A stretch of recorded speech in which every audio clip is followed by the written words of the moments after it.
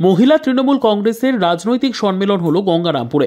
জেলা জুড়ে সংগঠনকে শক্তিশালী ও মজবুত করার পাশাপাশি রাজ্য সরকারের উন্নয়নমূলক প্রকল্পগুলি সাধারণ মানুষের কাছে তুলে ধরতে রাজনৈতিক সম্মেলনের আয়োজন করল মহিলা তৃণমূল কংগ্রেস। গঙ্গারামপুর রবীন্দ্র ভবনে এদিনের সম্মেলনে উপস্থিত ছিলেন রাজ্যের ক্রেতা সুরক্ষা দপ্তরের মন্ত্রী বিপ্লব মিত্র, মহিলা তৃণমূল কংগ্রেসের রাজ্য নেত্রী আমিনা আহমেদ, মহিলা তৃণমূল কংগ্রেসের জেলা সভানেত্রী স্নেহলতা হেমব্রম, জেলা সভাপতি সুভাষ পাওয়াল সহ অন্যান্য তৃণমূল নেতৃত্ব। North Bengal Times report. নমস্কার, আমি স্নেহলতা হেমব্রম, জেলা মহিলা সভানেত্রী।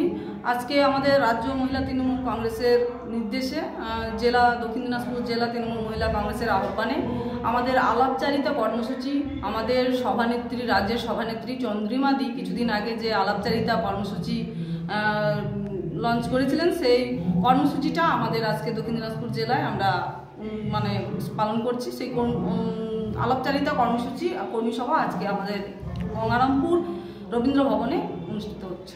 মূলত এই যে আলাপচারিতা যে কর্মসূচি আপনারা নাম বলছেন, এই কর্মসূচির মধ্যে দিয়ে কী করতে চাইছেন আপনারা আগামী দিনে?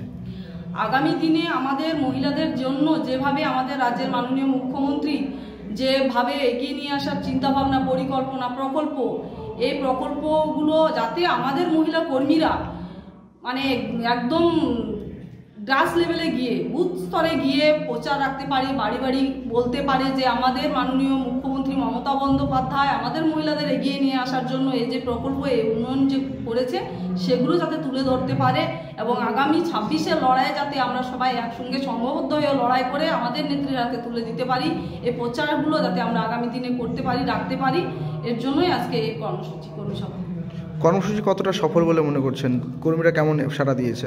আমাদের মহিলা কর্মীরা এমনিতেই আমাদের গোটা পশ্চিমবাংলায় অনেক এগিয়ে, কারণ আমাদের চন্দ্রিমাদির নেতৃত্বে যেভাবে মহিলা সংগঠন এগিয়ে আসছে, তো আগামী দিনে আরও মজবুত হবে কিংবা আমরা আরও ভালো ফল করব, মহিলারা ভালো কাজ করব, এটুকু আশা আছে।